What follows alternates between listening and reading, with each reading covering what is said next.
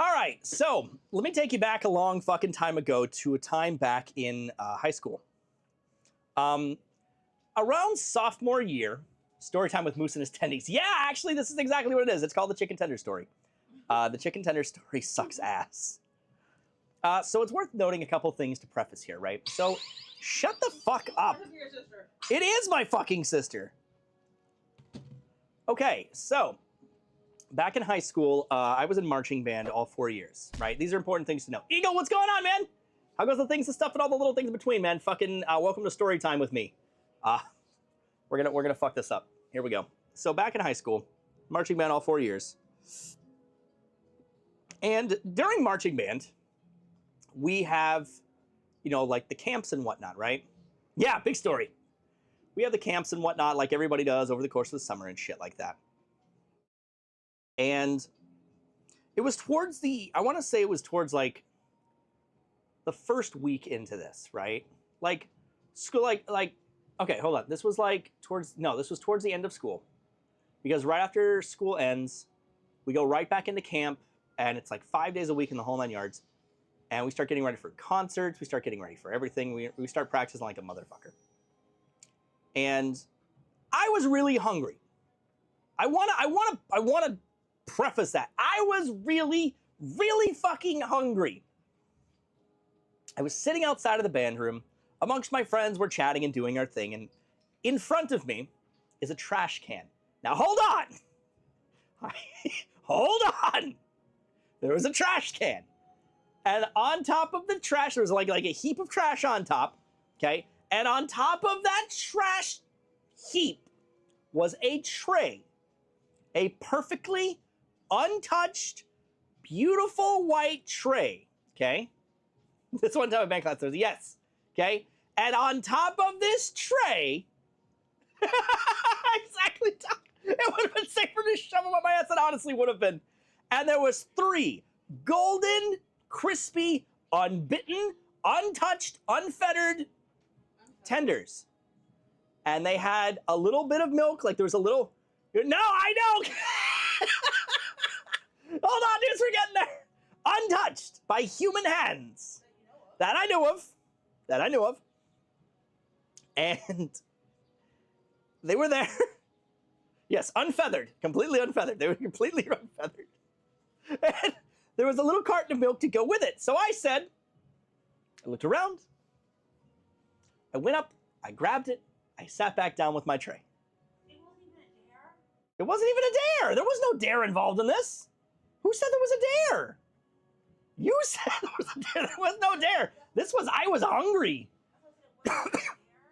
No, it wasn't a dare or anything. And I also managed to get a juice from a friend, and I managed to get a side. So I had a full ass meal, 2 pieces of which were untouched trash pieces, okay? And I ate these trash nuggies, and they were fucking delicious. There was nothing wrong with it. At the time that I knew of. A week went by, I was fine. No big deal. Band camp started up and all that jazz. Day 1, I could not get up out of bed. I physically could not get out of bed. I struggled in vain, and I said, I'm going to die. And my father said, what the fuck is wrong with you? And I said, Father, if I die, you must know I ate the nuggets, the tendies from the trash. And he said, you're a fucking idiot. Why would you do that? And I said, Father, I'm going to die. And he says, yeah, I know, for being a fucking idiot. And I said, oh, and I died, right? So we went to the doctor the next day because I was not getting any better. I was fatigued. Day, go the same day? I don't know if it was the same day. This was high school. I just remember falling back asleep. So we went to the doctor. And we did the usual results and all that. I'm like, doctor, I feel like shit with motherfucking stuff. It's in my brain. I can't fucking move. I don't know what's going on. And the doctor said, let's run some fucking tests. We're going to get these done. We're going to put you through. Da-di-da-di-da-di-da-di-da. For now, go to sleep. Go home. Go to bed. I said, okay. Clonked back out for another couple days. Hi, Panda. Yeah, Panda, Gina was looking for you earlier, bro. Yeah, different story. Yeah, so I go home, and the results come back in, and they go, yeah, you've got mono. I said, oh, I've got mono. This is great. What does that mean? And they're like, yeah, it's like a really bad fucking flu. You need to get treatment ASAP. You could fucking die. And I was like, I don't want to fucking die. But again, I was in high school. This is what I remember hearing. They probably just said something along the lines of get some fucking sleep, let the virus run its course, and you're good to go. And I said, fuck that. I have band practice. And I pushed through that shit like a fucking boss. Yes, I got mono from Trash Nuggets. It was either that or the trailer trash I was dating at the time. It was one of the two, but I'm pretty sure it was the Nuggets. I convinced myself for years that she was safer than the Trash Nuggets. Baby, you're right. You're in the background just like, yum. Both involve trash. You see what I'm getting at? So at some point, I got mono from some trash. Whether or not it was from the trash I was dating or the trash I was eating, I concocted this shit. And my running phrase through all of band camp was mono sucks ass. But the problem is when you're in band camp, you can't fucking cuss. So anytime I would say mono sucks ass, I would have to drop and do 10 push-ups. And in my mind, I'm like, yeah, I'm a fucking like badass fucking high school kid. I'm gonna push through this, and I did.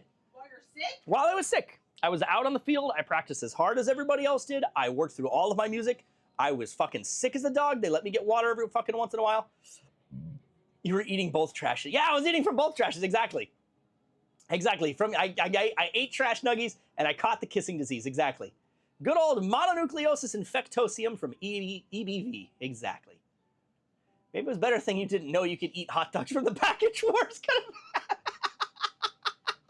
Look, I am a smart man. I have a bachelor's degree in management, which means I know how to surround myself and hire people who are very clearly smarter than me and know how to keep my ass out of trouble. So I was doing push-ups every time I fucking cussed. And I pushed through that shit like a boss, dude. I helped load the trucks up. I helped move all the equipment. I was dying. But you know what? I fucking pushed through it. Being bullshit. Tell that to the $30,000 worth of fucking debt I've got.